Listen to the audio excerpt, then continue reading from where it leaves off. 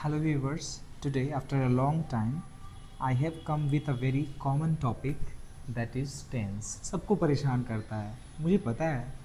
As a teacher I have taught a lot of students और मुझे ये realise हुआ है कि बहुत ही आसान है. Only with the help of two keywords आप सारे टेंस को पहचान सकते हो बहुत ही easily. I will tell you the structure, but ध्यान रखना टेंस मीन्स कुछ और नहीं होता. टेंस मीन्स वर्ब फॉर्म्स होता है. अगर आप सेंटेंस में टेंस को आइडेंटिफाई करना चाहते हैं तो वर्ब को आइडेंटिफाई कीजिए और उसके फॉर्म को जानिए. अगर आप वर्ब के फॉर्म और वर्ब को आइडेंटिफाई कर पा रहे हैं सेंटेंस में तो आप टेंस को आसानी से पहचान पाएंगे. चलिए शुरू करते हैं. सो कंटिन्यूअस टेंस, दो कीवर्ड मैंने कहा था ना, तो कंटिन्यूअस या प्रोग्रेसिव टेंस में वर्ब के फोर्थ फॉर्म का यूज़ होता है, ये याद रखना है अगर टेंस कंटिन्यूअस है तो.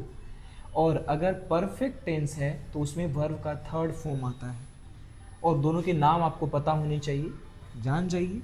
ये प्रेजेंट पार्टिसिपल फॉर्म कहलाता है फोर्थ फॉर्म, और जो थर्ड फॉर्म है वो पास्ट पार्टिसिपल फॉर्म कहलाता है. अब आते हैं स्ट्रक्चर पर.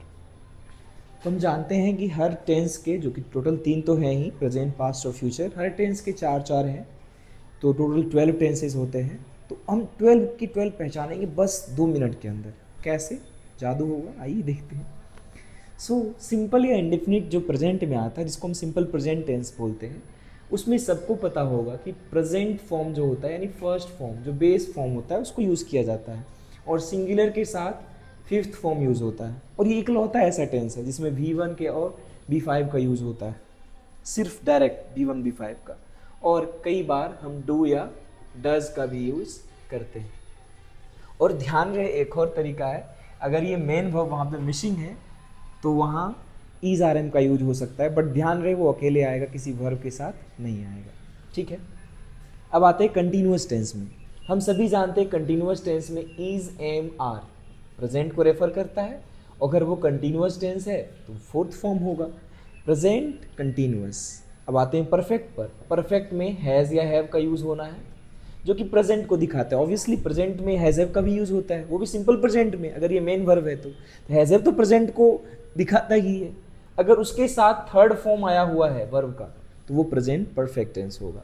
और guess what, perfect continuous tense में क्या होने वाला है? हैज़ हैव रहेगा, उसके साथ बीन, जो कि दिखाता है प्रेजेंट परफेक्ट. अब चूंकि ये प्रेजेंट परफेक्ट कंटिन्यूअस है तो यही नहीं रुकेगा, वहाँ पर वर्ब का फोर्थ फॉर्म भी यूज़ किया जाएगा. आई होप आप प्रेजेंट टेंस यहाँ पे चारों उसका समझ गए. सिंपल प्रेजेंट में V1 V5 का यूज़ होगा, या नेगेटिव इंट्रोगेटिव में डू डज का भी यूज़ हुआ रहेगा, है ना. और अगर ये मेन वर्ब्स नहीं होंगे तो वहाँ इज आर एम का यूज़ होगा. सो कंटिन्यूअस या प्रोग्रेसिव टेंस में आप देखेंगे इज आर एम के साथ वर्ब के फोर्थ फॉर्म को. सिमिलरली हैज़ हैव के साथ अगर थर्ड फॉर्म आ रहा है, third form means perfect tense. Present past आप बाद में डिसाइड कर लेना. थर्ड फॉर्म जैसे दिखे, अगर हैज़ हैव है तो प्रेजेंट है ऑब्वियसली, है ना. हैड है तो पास्ट परफेक्ट है. विल हैव शैल हैव है तो फ्यूचर परफेक्ट है कि नहीं इजी.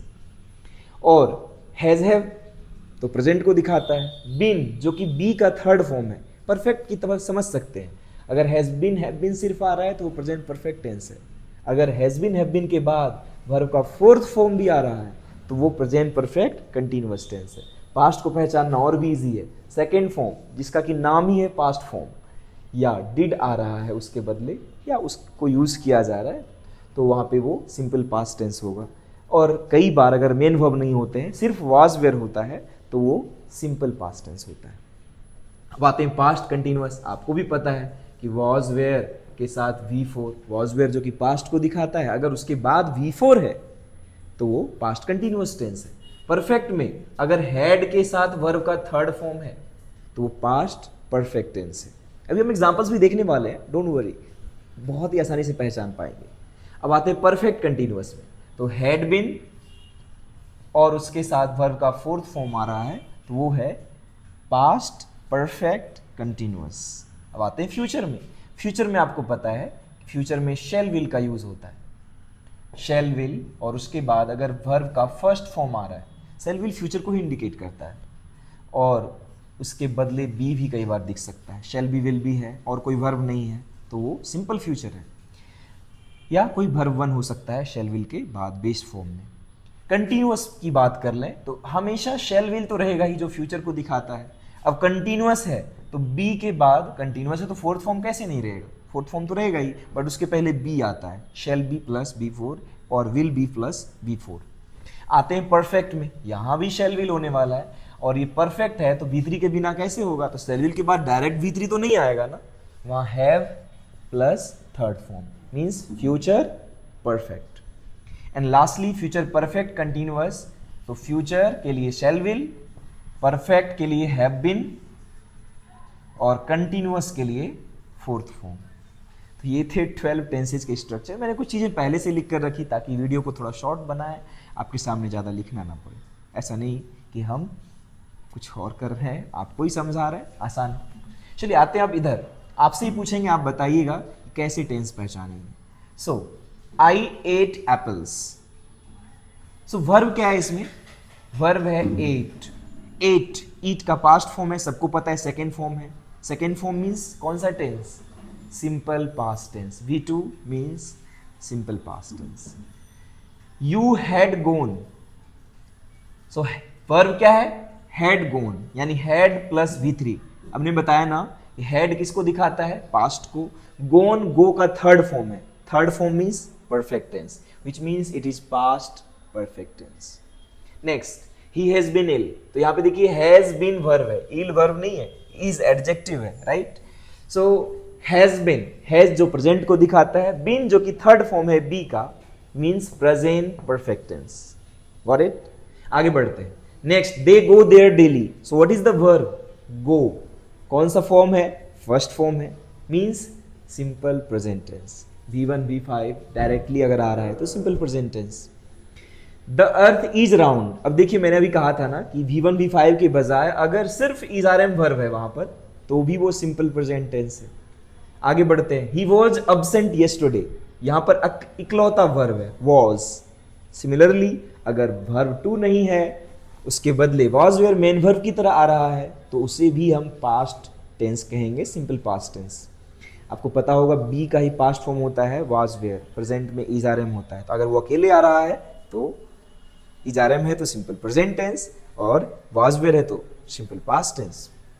नेक्स्ट देखिए, we shall have done that, तो what is the verb, shall have done.